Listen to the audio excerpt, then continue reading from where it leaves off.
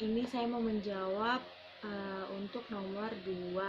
Tadi sih udah sempat upload, cuma udah saya hapus videonya, ternyata belum ke-upload, ada gagal. Jadi ini saya ulang lagi untuk videonya, untuk penjelasan nomor 2 sampai nomor 4. Uh, Nomor 2 ini diminta jelaskan secara detail tahapan audit sejak penilaian resiko, respon atas resiko, sampai dengan tahap pelaporan. Nah, saya akan jelaskan ulang di sini untuk nomor 2. Tahapan audit untuk penilaian yang kita tahu itu penilaian resiko digunakan untuk menilai resiko suatu perusahaan atau organisasi, apakah resiko yang didapat itu resiko perusahaan tersebut dapat ditoleran atau tidak, dapat diterima atau tidak, seperti itu. Nah, dalam penilaian resiko ini terbagi menjadi 3. Ada pemahaman tentang entitas dan lingkungan. Ini berdasarkan Joseph Framework.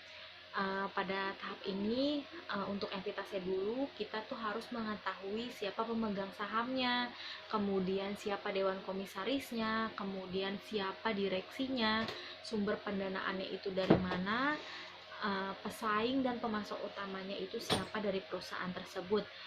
Kemudian gak kalah penting juga itu struktur organisasinya, itu kita harus tahu untuk menilai resiko tersebut, kayak gitu.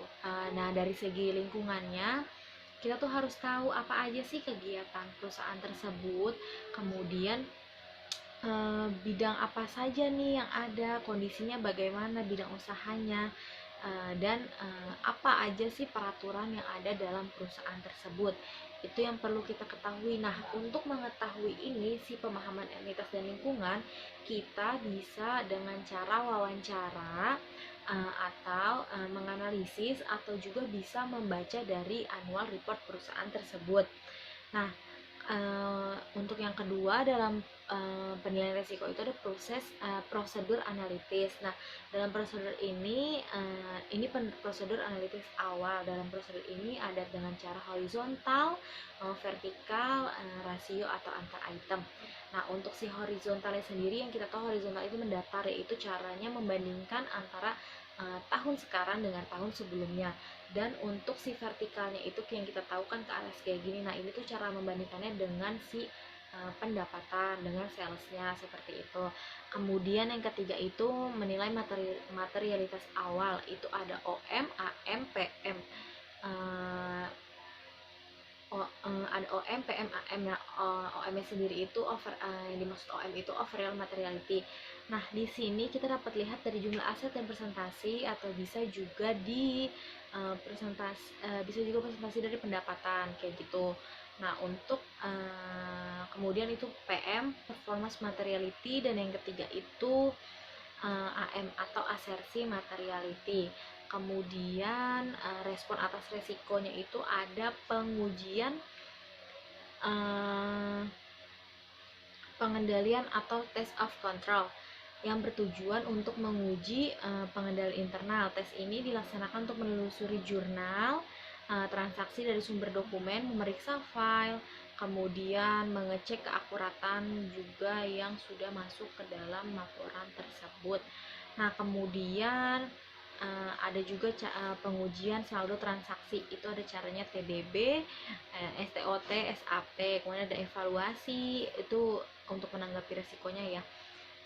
Kemudian ada materialitas finalnya lagi, OM, AM, dan PM. Kemudian ada prosedur analitas final. Nah, yang ketiga ini pelaporan. Dalam pelaporan itu ada evaluasi, bukti audit atau cukup dan tepat, relevan, sah, dan dapat diandalkan. Kemudian ada evaluasi CALK, itu dari OJK.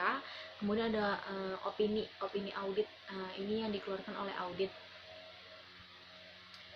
Dalam opininya itu ada WTP atau wajar tanpa pengecualian, terus WDP, TMP, dan TW. Nah, dalam si 4 ini ada pengertiannya masing-masing. Kayak WTP, wajar tanpa pengecualian, itu kalau memang yang audit temukan itu memang yakin, jadi benar-benar misalkan dia nggak ada apa-apa, misalkan keinginannya sehat-sehat aja, nah, dan nggak ada bukti yang ditemukan oleh audit. Nah, ini tuh bisa mendapatkan opini si WTP ini, wajar tanpa pengecualian, kayak gitu.